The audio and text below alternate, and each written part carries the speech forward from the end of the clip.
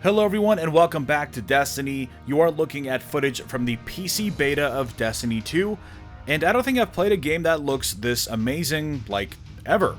Now the thing is, all of those pretty frames have been distracting me at all of the changes that have been made to this build. Of course, we already know the changes to the sandbox, those are here, but what I want to focus on in this video are the changes that we've seen in the interface and what it might be hinting at for new systems in Destiny 2. So without further ado, let's jump into it.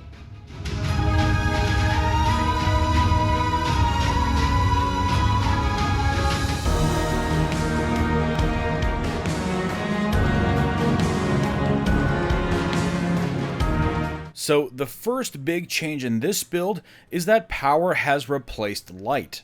The logo is almost the same except it has a hollow center and the color is blue instead of yellow. And from the looks of it, it behaves exactly like light did, being an average of all of your gear. My guess is that since the Traveler's light is blocked, we're going to be dealing with power for the campaign, and then maybe once we restore the Traveler to its former glory, it'll switch back to saying light. Next up, we have Legendary Shards, which seem to be the replacement for Legendary Marks, granting you these shards once you dismantle legendaries, but as you can see, they're also now granted to you for dismantling exotics. I'm not sure if this was in the console beta, I don't think it was. Either way, I'll be very interested to see what this means for exotic shards.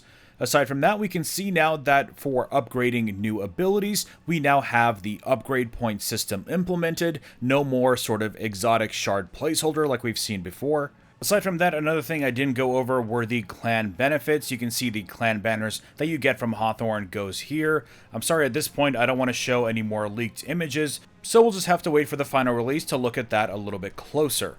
But aside from that, we have the vehicle icon, which is the same from Destiny 1, nothing different here. We still don't have any sparrows in this beta, so this is still locked. But then we have something new with the ship. In the console beta, we did have a shader, and by the way, the shader on my ship is pretty amazing. It's called Bumblebee, it's sort of like this neon yellow, and it's got this metallic silver and metallic dark gray. And I would love to see this in a full set of gear, so I can't wait to hunt this shader down.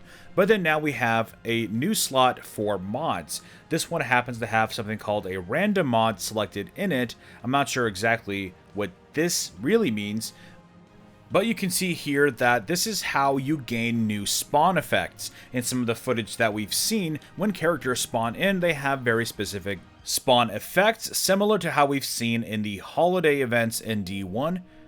And it looks like this might be something else you get from tests. If you apply the one you get, it simply takes the slot. I haven't noticed anything different, but again, it is called default effect, so there is most likely nothing special here. Now, the other very curious item is something called auras. This gives you a visual effect awarded on completing challenging activities. This sounds like the cosmetic half of Radiant Light, where you have flames around your head. I don't think these effects will be accompanied with things like XP buffs like they are in Destiny 1. I think this whole subscreen section is purely cosmetic. So again, these are probably things you attain from Bright Engrams or maybe even directly from Eververse. Next up, we see some changes to weapons, starting with this Nightshade icon, which now reveals this weapon's true identity as a Vanguard Pulse Rifle. And it also does confirm a theory of mine where I said that this is most likely a weapons shader. The shader is hidden because they probably want to hide what it's called. It's a pretty cool looking shader. It's got that green and purple pearlescent color throughout it. And I can't wait to have that in a sort of all blackout set of gear. Aside from that, we have a change that I noticed with Better Devils. We no longer have drop mag, instead we have flared magwell and extended mag.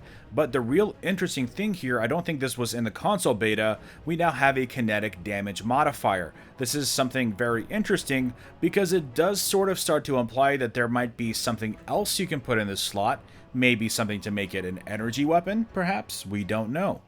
But anyways, I've been blown away by the PC beta. The game is absolutely breathtaking. I love the wider FOV that you can set, and then of course there's 60 frames per second. On top of all of that, I'm starting to really feel the draw of 4K. It makes me really want to go out and get a PS4 Pro, like today. So anyways, let me know what you think of the changes. What do you think they're hinting at? What do you think of power versus light? Let me know in the comments below. Drop a like if you enjoyed this video, and subscribe for more Destiny content. And I will see you all next time.